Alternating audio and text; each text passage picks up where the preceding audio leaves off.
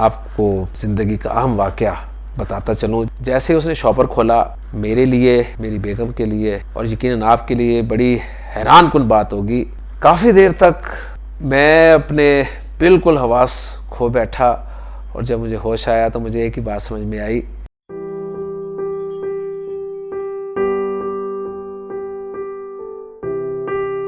بچوں کی خواہشات بھی ہم نے ماری, اپنی خواہشات بھی ماری.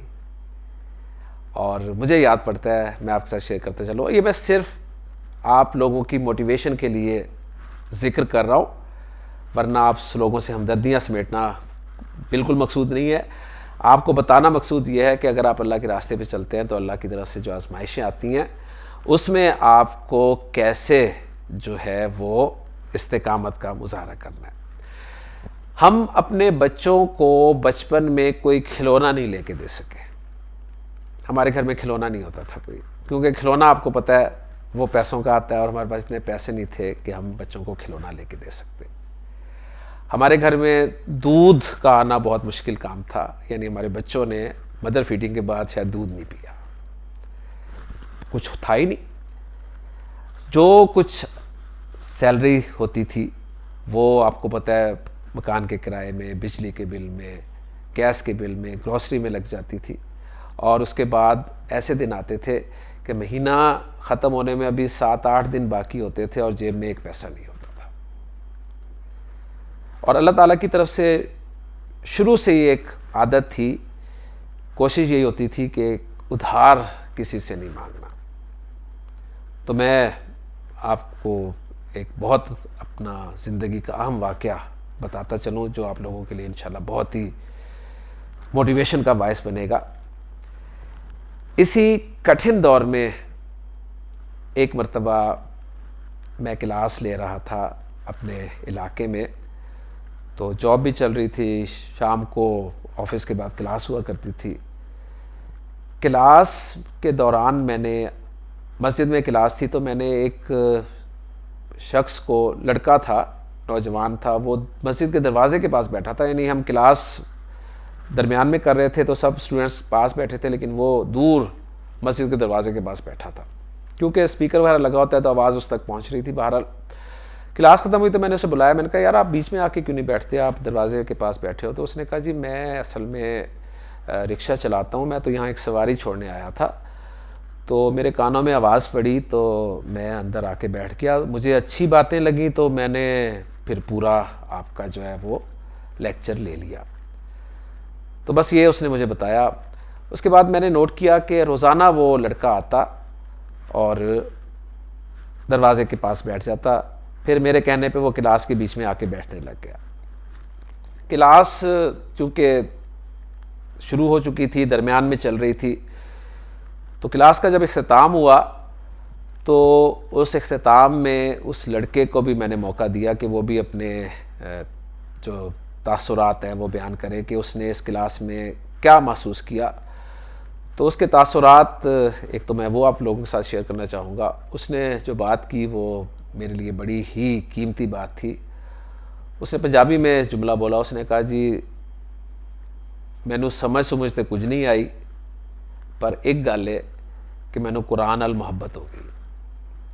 تو یہ جملہ اس کا میرے لیے بہت قیمتی تھا کہ اگر میں ذریعہ بنا ہوں کسی کے لیے قرآن سے محبت کا, تو اس سے بڑا انعام میرے لیے کوئی نہیں ہوگا. اسی دوران میں, یعنی اسی کلاس کے دوران میں جب وہ لڑکا آتا تھا تو اس نے ایک دن مجھے کلاس کے بعد کہا کہ استاد جی میں تانوں نا کوئی تحفہ دینا ہے. تو میں نے اسے کہا کہ یار میں نے, اس کا نام بھی میں آپ کو بتاتا چلوں, گلفام اس کا نام ہے. میں نے اسے کہا کہ گلفام یار میں نے تیرے سے تحفہ نہیں لینا, اس لیے کہ میں یہ نہیں کہا اسے, لیکن دل میں میرے یہ تھا کہ یار وہ ایک رکشہ چلانے والا ہے, میرے لیے ظاہر بات ہے کوئی سوٹ خریدے گا یا کوئی کتاب خریدے گا تو کہاں سے بیچارہ ڈیلی اپنے جو کمائی ہے اس میں سے پیسے خرچ کر کے. میں نے کہا یار جو مرضی ہو جائے, میں نے تیرے سے تحفہ نہیں لینا. تو اس نے کہا کہ نہیں جی یہ تو ہدیہ جو ہے یہ تو سنت بھی ہے. میں نے کہا بالکل سنت ہے, اس میں کوئی شک نہیں ہے, لیکن تیرے سے میں نے جو ہے نا وہ تحفہ نہیں لینا تاکہ تجھے کسی مشکل میں نہ ڈالوں. لیکن خیر اس نے کہا کہ جی میں نے آپ کو تحفہ دینا ہی دینا.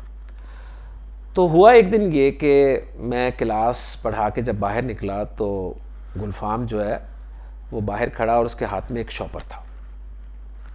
اب میں سمجھ گیا کہ اس شاپر میں وہ جو مجھے کہہ رہا تھا کہ میں نے تحفہ دینا ہے یہ تحفہ لے کے آیا. تو میں نے وہیں سے اسے کہا, میں نے کہا میں نے تمہیں کہا تھا میں نے تم سے تحفہ نہیں لینا, تو میں نے نہیں لینا اور میں جا رہا ہوں. میں گھر کی طرف چل پڑا. میرا چھوٹا بیٹا بھی میرے ساتھ اس کلاس میں آیا کرتا تھا. بعد میں وہ آ جاتا تھا سائیکل پہ, کیونکہ گھر کے قریب ہی کلاس تھی, تو میں پیدل آ جاتا تھا, وہ سائیکل پہ آ جاتا تھا. تو وہ بھی آیا ہوا تھا. میں گھر واپس آ گیا. گھر میں واپس آیا ہوں, سارا دن آفس میں, آپ کو پتہ ہے ایک امپلائی کی زندگی آپ جانتے ہیں کیا ہوتی ہے. تو کھپ کھپا کے سارا, اور پھر شام کو کلاس پڑھا کے اب جب میں گھر واپس آیا ہوں تو گھر داخل ہوتے میں نے اپنی بیگم سے کہا کہ بیگم ایک کپ چائے بنا دو, سر میں بہت درد ہو رہا ہے. میرا جملہ سنتے ہی میری بیگم نے کہا کہ چینی ختم ہو گئی, آپ چینی لا دیں.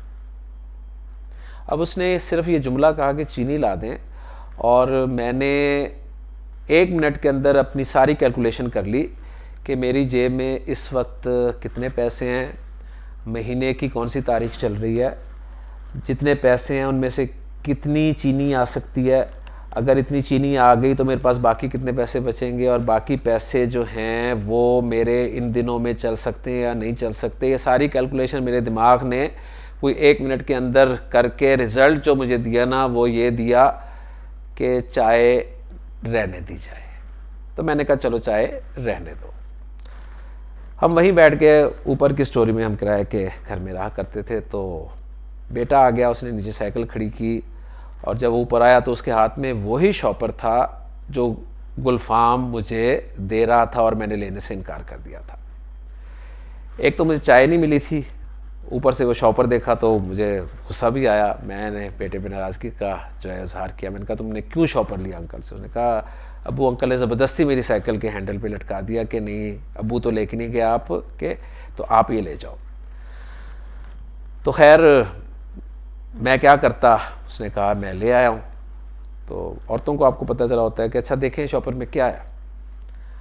تو جیسے اس نے شاپر کھولا, میرے لیے, میری بیگم کے لیے, اور یقیناً آپ کے لیے بڑی حیران کن بات ہوگی کہ اس شاپر میں چینی تھی. میں وہ چینی دیکھ کے یقین کریں بالکل ساکت ہو گیا. مجھے نہیں سمجھ آئی کہ چینی بھی کوئی تحفہ کسی کو دیا جا سکتا ہے. کافی دیر تک میں اپنے بالکل حواس کھو بیٹھا, اور جب مجھے ہوش آیا تو مجھے ایک ہی بات سمجھ میں آئی کہ جس رب کے لیے, جس ذات کے لیے میں کچھ کر رہا ہوں, اسے پتہ ہے کہ میرے بندے کو کس چیز کی ضرورت ہے اور اسے وہ چیز جو ہے وہ کیسے دینی ہے. تو میں نے اس سے یہ نتیجہ نکالا کہ اگر اللہ کے لیے کام کیا جائے تو اللہ آپ کی ضروریات خود پوری کرتا ہے. مجھے اس وقت چینی کی ضرورت تھی تو اللہ تعالیٰ نے مجھے دیکھیں کس طرح سے چینی عطا کی. اور اس سے مزے کی بات آگے میں آپ کو بتاؤں, میں نے لوگوں کی, اپنے اسٹوڈنٹس کی موٹیویشن کے لیے اس واقعے کو اکثر بیان کرنا بھی شروع کیا. لیکن آپ کو پتہ ہے ہماری قوم جو ہے وہ ذرا ہر واقعے میں ایک روحانی پہلو بھی لینا چاہتی ہے. تو جب میں نے یہ واقعہ کوٹ کیا تو مجھے سننے کو یہ ملا کہ سر آپ اس لڑکے سے پوچھتے تو صحیح کہ اس پیکٹ میں تھا کیا. تو اس نے مجھے ذرا پریشان کیا کہ تھا کیا, اس میں چینی تھی اور کیا تھا. لیکن آپ سمجھ رہے ہوں گے کہ ان کا ذہن کیا کہہ رہا تھا کہ یعنی وہ کوئی چینی نہیں تھی, وہ چینی بن گئی یا کیا چکر ہے. تو بہرحال مجھے اس کے بعد تھوڑا سا نا وہ ہوا کہ نہیں یہ واقعہ ہر جگہ کوٹ کرنے والا نہیں ہے. اور پھر اور جب سے میں نے پھر یہ واقعہ بالکل کوٹ کرنا بند کر دیا وہ یہ تھا کہ ایک کلاس کے اختتام پہ, اس کلاس میں بھی میں نے اس واقعے کو اسٹوڈنٹس کی موٹیویشن کے لیے عرض کیا تھا, ذکر کیا تھا. تو ایک اسٹوڈنٹ نے اپنے تاثرات بیان کرتے ہوئے کہا کہ دیکھیں جی ہمیں اللہ کے راستے میں اپنی کوششیں جو ہیں وہ جاری رکھنی چاہیے, اللہ تعالیٰ مدد کرتا ہے. سر کے ساتھ بھی ایسا ہوا, سر کو ایک مرتبہ چینی کی ضرورت تھی تو انہیں کسی نے کوئی تحفہ دیا اور وہ تحفہ جو تھا وہ چینی بن گیا. تو میں نے اس کے بعد توبہ کی کہ میں یہ واقعہ آئندہ کوٹ نہیں کروں گا, اور بڑے عرصے بعد آج میں یہ واقعہ آپ لوگوں کے لیے کوٹ کر رہا ہوں کہ وہ چینی ہی تھی, وہ کوئی اور چیز نہیں تھی جو چینی بن گئی. بات سمجھنے کی صرف یہ ہے کہ میرے رب کو پتہ ہے کہ مجھے اس وقت کس چیز کی ضرورت ہے, اور اس کو مہیا کرنا اس کا کام. تو اس سے مجھے ایک جو بوسٹ ملا اس واقعے سے وہ یہ کہ یار اگر ہم اللہ کے لیے کام کریں تو ہماری ضرورتیں اللہ تعالیٰ اپنے ذمہ لیتا ہے, اور وہ ایسی جگہ سے آپ کو رزق عطا کرتا ہے جیسے قرآن مجید میں اللہ تعالیٰ نے فرمایا ہے کہ جہاں سے تمہیں گمان بھی نہیں ہوتا.